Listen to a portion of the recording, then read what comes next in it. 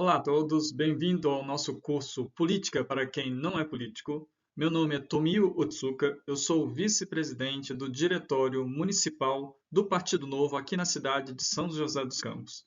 Na aula de hoje, nós vamos falar um pouco sobre como a nossa política está desvirtuada e como que nós estamos sendo enganados pelo sistema atual. Mas antes de prosseguirmos com esse curso, precisamos entender se você faz parte do público-alvo desse curso.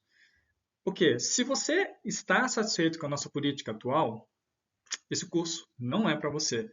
Se você está satisfeito com a qualidade do serviço público que nós temos, esse curso não é para você.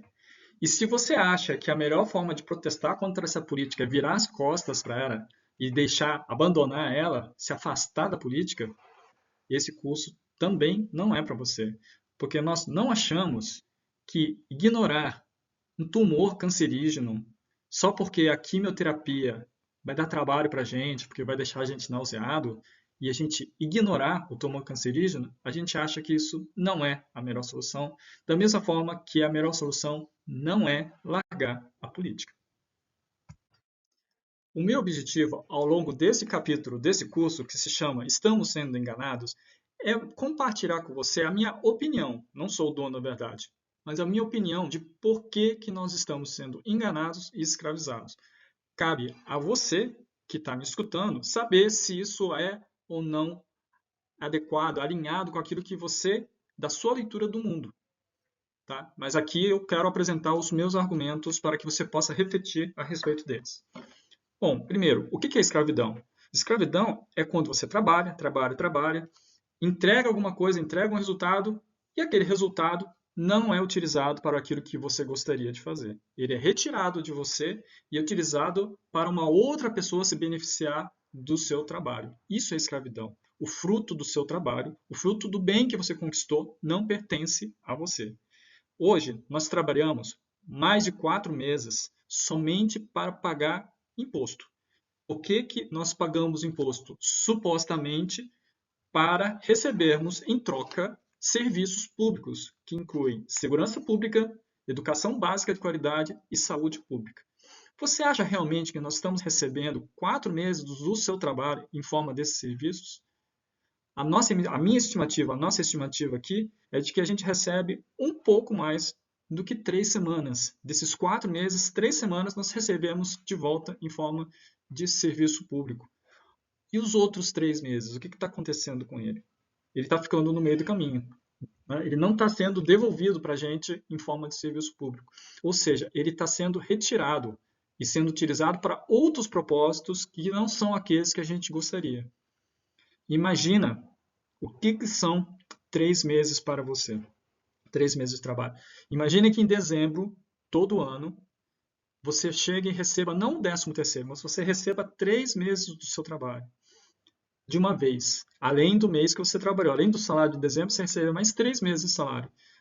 Como é que estaria a sua vida? Como é que estaria a prosperidade da sua vida? Como é que estaria a qualidade de vida da sua vida? Não estaria radicalmente diferente? Pois é, essa diferença é porque você está pagando imposto para o governo. O governo é que está tirando prosperidade da sua vida. E como eles conseguem nos enganar? Eu diria que são vários fatores, mas na minha opinião, eu quero destacar aqui os três principais fatores que fazem com que todo jogo eleitoral, toda eleição, seja um jogo de cartas marcadas. Quais são as ferramentas que os caciques partidários, que os donos do poder têm para fazer essa manipulação? Primeiro, a proibição de candidaturas independentes. Segundo, o sistema de voto proporcional, que é o sistema de votos que é utilizado para eleger as pessoas que vão definir as leis do país. São os vereadores e os deputados, que utilizam o voto proporcional para serem eleitos. E terceiro ponto é o uso do fundo eleitoral e partidário. Agora vamos analisar em detalhes cada um dos 3 fatores que permitem esta manipulação. A primeira delas é a proibição da candidatura independente. Isso dá o poder do partido selecionar quais os nomes que vão aparecer nas urnas e quais os nomes que não vão aparecer nas urnas. Vamos supor que exista um líder comunitário no seu bairro e ele esteja realmente fazendo um trabalho muito legal e essa pessoa, você sabe que se ele for eleito, ele vai estar defendendo os interesses da população e não do sistema político. Mas quando ele for entrar num partido, começar as tratativas, o cacique partidário, se perceber que ele não vai estar pactuando com as condições impostas por ele, ou seja, jogar de acordo com as regras impostas por aquele partido, ele não vai ser selecionado para ser candidato. E se isso acontecer em todos os outros partidos, ele não vai conseguir sair candidato, mesmo sendo um candidato legítimo, um candidato que esteja lá para te representar. É mais ou menos como se você fosse um corintiano e quando você chegasse nas urnas, só tivessem candidatos são paulinos ou palmeirenses. Então você está votando, mas na verdade o seu candidato, aquele candidato que você queria escolher, ele nem aparece na urna. Então essa é uma forma de você peneirar os candidatos que vão aparecer na urna de forma que todos eles estejam comprometidos a manter a política do jeito que está. O segundo ponto que permite essa manipulação das eleições do nosso sistema eleitoral é a dinâmica do voto proporcional, que é o voto utilizado para eleger os vereadores e os deputados. No voto proporcional, o partido precisa atingir uma quantidade de votos. Aqui em São José dos Campos, nós estamos falando em 17 mil votos que precisam ser atingidos pelo partido para ter direito a uma vaga. Vamos aqui pegar o exemplo do União Brasil, nessa última eleição. O candidato do União Brasil que mais teve votos foi o Renato Santiago. Ele teve 6 mil votos, mais ou menos. Então, ele não atingiu a marca dos 17 mil votos necessários para eleger ele como vereador em São José dos Campos. Então, como é que ele foi eleito? Como é que ele conseguiu a cadeira? Ele precisou dos votos da Rosana Rabelo, 3.300 votos, quase 3.400, Walter Hayashi, 2.500 votos, a Patrícia Borges, 1.300 e assim vai. Então, todos os colegas da chapa do União Brasil, que estavam junto com o cabeça de chapa, que é o Renato Santiago, contribuíram com os votos dele e, nas somatórias, atingiram os 17 mil votos, que permitiram que o Renato Santiago fosse eleito. Veja, sem os votos dos demais colegas, o Renato Santiago não seria eleito, não atingiria os 17 mil, ele teria somente 6 mil votos. Bom, na prática, o que significa? Que quem votou, por exemplo, na doutora Ariane Joyce, essa pessoa, na verdade, o voto dele foi utilizado para eleger o Renato Santiago. Quem votou na Patrícia Borges, o voto dela foi utilizado para eleger o Renato Santiago. O Walter Hayashi é a mesma coisa, a Rosana Rabelo é a mesma coisa. Então, todos os votos dessas pessoas foram utilizados para eleger o Renato Santiago. Existe uma transferência, essa transferência é uma transferência informal, mas existe uma transferência de votos dos candidatos que não foram eleitos para aquele que foi eleito. Só que muitas vezes as pessoas não sabem disso. E pior ainda, às vezes essas pessoas, esses outros colegas de candidatura, de chapa, eles não necessariamente representam as mesmas propostas, as mesmas ideias, os mesmos objetivos da pessoa que foi eleita. Isso faz com que o eleitor vote numa pessoa, de repente aquela pessoa é uma pessoa que representa realmente as ideias dele, o que ele quer de um político, mas aquele voto dele foi utilizado para eleger uma outra pessoa que talvez tenha uma outra proposta. Então, isso causa uma distorção, e isso facilita esse processo de manipulação pelos donos do poder. Por quê? Porque eles podem direcionar os recursos, o dinheiro, o apoio para os cabeças de chapa, em detrimento dos outros integrantes que vão estar atuando somente para trazer os votos necessários para atingir o quociente eleitoral de 17 mil votos. E nesse grupo de pessoas que não vão ser eleitas, é plenamente possível de ter candidatos muito bons, que realmente estão lá e que fariam um excelente trabalho como vereadores se fossem eleitos. Mas eles estão lá somente para transferir os votos dele para o cabeça de chapa. É muito importante o eleitor entender como que funciona essa dinâmica para, na hora de votar, ele votar de forma correta. Você tem que analisar sempre o partido e quem que é o cabeça de chapa daquele partido antes de escolher o seu candidato. O terceiro ponto que permite a manipulação, junto com os pontos anteriores, é o uso do dinheiro público para financiamento de campanha.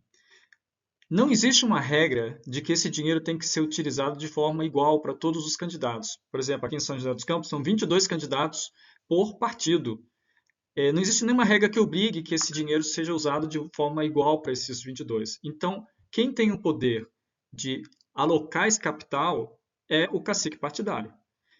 Dessa forma, ele pode direcionar os recursos financeiros públicos para aqueles escolhidos, para os amigos do rei, para os cabeças de chapa, em detrimento dos outros candidatos que estão ali para trazer votos para a legenda para atingir o quociente eleitoral.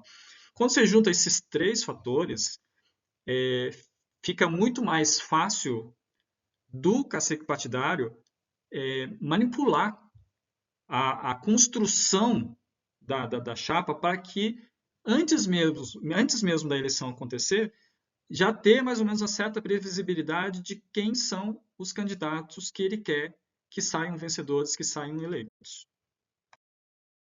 Então, resumindo, primeiro, o monopólio da candidatura para os partidos políticos por causa da proibição da candidatura independente no Brasil.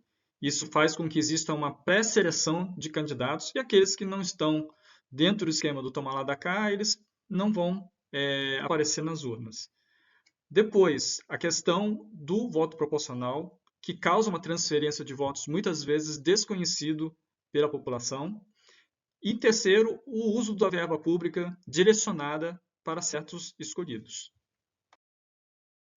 Dessa forma, começa a ficar um pouco mais claro como funciona este jogo de cartas marcadas e começa a ficar mais claro por que a renovação é tão baixa dentro das eleições, ou seja, são várias eleições e parece que são as mesmas pessoas, quando trocam as pessoas parece que continua a mesma coisa, é porque existe essa manipulação que é permitida pelo nosso sistema, pela legislação, né, que rege o nosso sistema político, que facilita esse jogo de cartas marcadas. E com este poder que os donos do poder possuem, eles podem aumentar ou manter os privilégios que eles têm. Parece que existem duas classes de pessoas dentro do nosso país. Aqueles que se aproveitam dos recursos públicos e do pagador de imposto, que carrega o governo nas costas. O Brasil é uma máquina que transfere dinheiro dos cidadãos comuns para os grupinhos de interesses amigos do rei. Se você gostou dessa aula, tem algo de novo em você. Venha conhecer também as soluções para esses problemas no nosso site novosjc.org.br, onde você vai achar também as nossas propostas no Caderno de Políticas Públicas. E se você quiser contribuir com as suas ideias para incorporar suas propostas e ideias dentro desse Caderno de Políticas Públicas, entre em contato no nosso WhatsApp 12 988 01 3771. E se você quiser conhecer as propostas do Novo como um todo, acesse o site do Diretório Nacional do Novo no novo.org.br, no menu Apresentação Institucional. Seja bem-vindo!